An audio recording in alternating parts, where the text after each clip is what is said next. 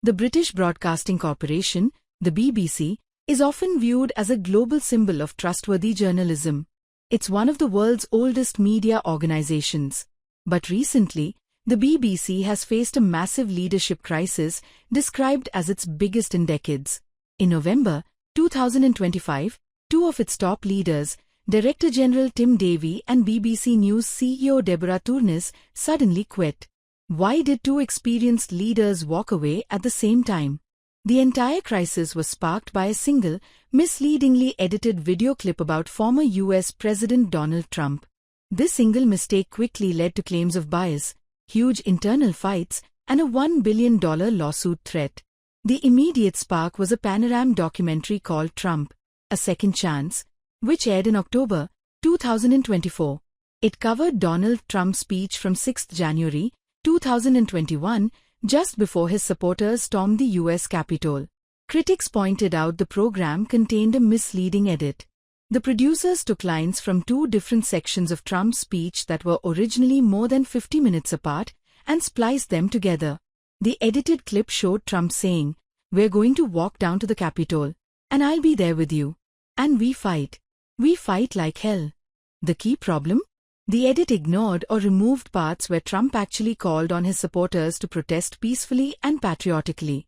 By editing it this way, the BBC later acknowledged it created the impression of a direct call for violent action. The BBC chairman, Samir Shah, formally apologized for this error of judgment. The crisis exploded into a full scandal because of a leaked internal memo. This memo was written by Michael Prescott, a former external advisor on BBC standards. Prescott wrote the memo because he was in despair at the lack of action being taken by BBC bosses when editorial problems became known. He used the Trump edit as proof of serious failure. But he also claimed that editorial failings revealed a deeper issue: institutional left-leaning bias among staff. This perceived bias wasn't limited to Trump. The memo also raised concerns about coverage of the Israel-Hamas war, alleging anti-Israel bias, especially in BBC Arabic, and coverage of transgender issues. After the memo was published, the BBC seemed paralyzed for about a week, delaying a public response. Many felt this delay inflicted further damage. Once the scandal went public, President Trump swiftly weighed in, using his Truth Social platform to celebrate the resignations. He claimed the top people were quitting fired because they were caught doctoring his perfect speech. Trump accused the broadcaster of intentionally trying to interfere in the presidential election. His press secretary called the BBC 100% fake news and a propaganda machine. Trump's legal team followed up with a formal notice threatening to sue the BBC for $1 billion. The BBC was given an ultimatum to meet 3 demands by Friday, 14 November, at 5 p.m. EST. Issue a full retraction of the documentary. Apologize immediately. Compensate President Trump. However, legal experts noted that the large damage figure is often totally meaningless in US legal complaints. Furthermore, experts said suing in the UK would be extremely difficult because the UK's limitation period for defamation claims is generally 1 year, meaning the case would be out of time. On Sunday, 9 November 2025, Director General Tim Davie and CEO Deborah Turness resigned. Davie stated he accepted ultimate responsibility for the errors. He also cited the relentless personal pressures of the role and the need to give his successor a runway into the upcoming Royal Charter review as reasons for leaving. Turness stepped down because the controversy was causing damage to the BBC. While acknowledging mistakes, she forcefully stated that allegations that BBC News is institutionally biased are wrong. Internally, the crisis exposed deep fractures. In an all-staff call, BBC employees openly revolted against the board. Staff felt management had not defended its journalism fiercely enough. They were angry at the 1-week delay in apologizing. When Chairman Shah defended the board, at least 2 staffers found his response to be tone-deaf.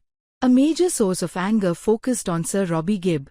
Gibb, a BBC board member, previously served as the Conservative Prime Minister Theresa May's Director of Communications. Many employees and politicians questioned his continued role, with the SNP and Liberal Democrats calling his position untenable. Culture Secretary Lisa Nandy, however, confirmed she could not remove Gibb because the Royal Charter sets a strict legal threshold for dismissal. The BBC, which is funded by a compulsory annual licence fee, must be impartial, and critics quickly point out failures. A recent YouGov poll found that 57% of Britons believe the BBC should apologise to Trump.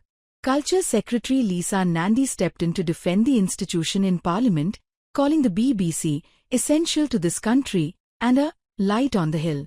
She warned that while editorial concerns are serious, politicians should not launch a sustained attack on the institution itself. This crisis hits the BBC at a critical time. The BBC's governing document, the Royal Charter, which defines its mission and funding model, is set to expire in 2027. Nandy confirmed the review process for the Charter would begin imminently.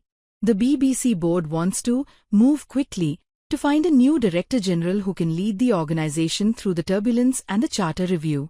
Outgoing Director General Tim Davie urged staff to remember that the BBC just does good work, and told them they must fight for our journalism against its enemies and the weaponization of criticism. The resignations highlight a global truth: trust is journalism's only currency. When the institution most associated with balance stumbles, it forces a larger reckoning over how newsrooms operate in a polarized world. The BBC must now demonstrate that it can learn quickly from errors and uphold its standards to rebuild the public trust it relies upon for its very survival.